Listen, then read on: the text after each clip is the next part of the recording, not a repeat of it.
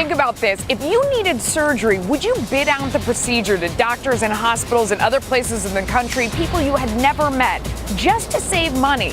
It's happening more and more because even when they say it's not, it's always about money.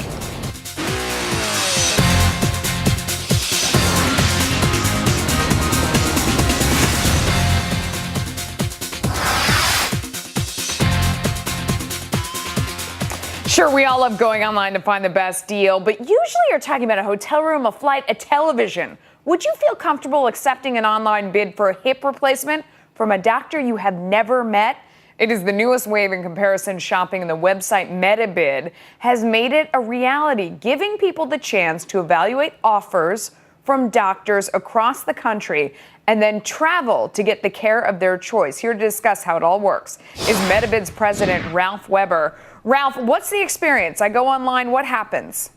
Well, you go online and you make a request. Now, it depends if you work for an employer that uses MediBid to source care or if you're just an individual. So you make a request and you can put in your parameters, a few health questions, your height, your weight, any medication allergies.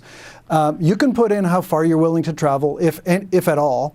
And then you request a bid. You can review all the doctor's profiles, so you see where they went to medical school, what their training was, what their experience is, how many of these procedures they do every year. So you really get to see a lot about the quality of the doctor, as you make the request. Wow. Which, with traditional insurance, all you know is in-network or out-of-network. Yeah, you really don't know that much. Although you are able to ask people in your community generally, especially if your community is smaller, then everybody sort of knows everybody. I have a lot of questions about all that. Okay, so if I'm an individual, do I have to join and pay a fee in order to be able to go and look if my employer is not a member? Yeah, if your employer's not a member, you can pay $25 just to make one request or join for $4.95 per month. And then $4.95 per month is a one-year commitment, and then you can go on anytime you like and make requests. So, the biggest question I'm sure that everyone out in the audience has is what kind of doctors do you have on the network? Does it include everyone? Is it just a small group? What percentage would you say of the doctors in America are available on your website? Well, not a huge percentage. We look for doctors that are not the mainstream big box type of providers. Doctors prefer getting cash at the time of care. The traditional insurance model where they will charge one price, that's called the charge master, and then the carrier reprices it to the allowable, and then they're paid a portion of that.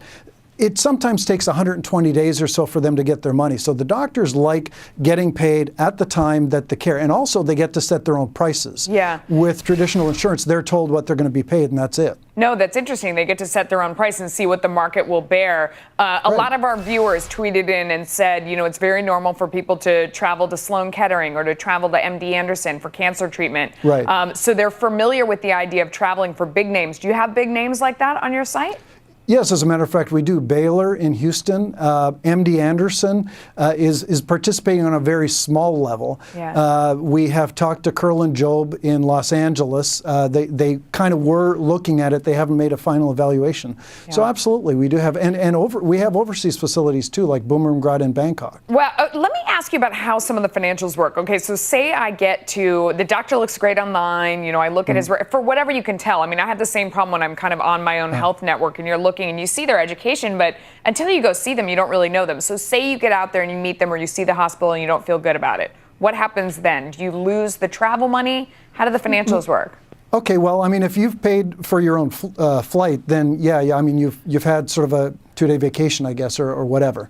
It's not much different than if you looked in the yellow pages and went to MD Anderson or the local, corner hospital. Either way, if you get there, you don't like the physician for whatever reason. Now, keep in mind, you've had a lot of transactions before you get to there.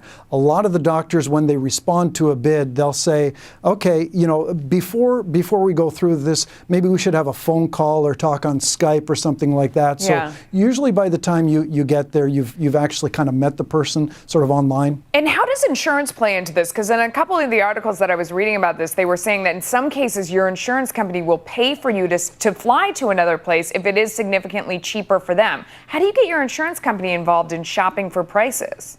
Well, a lot of people use private third-party administrators where they have more flexibility.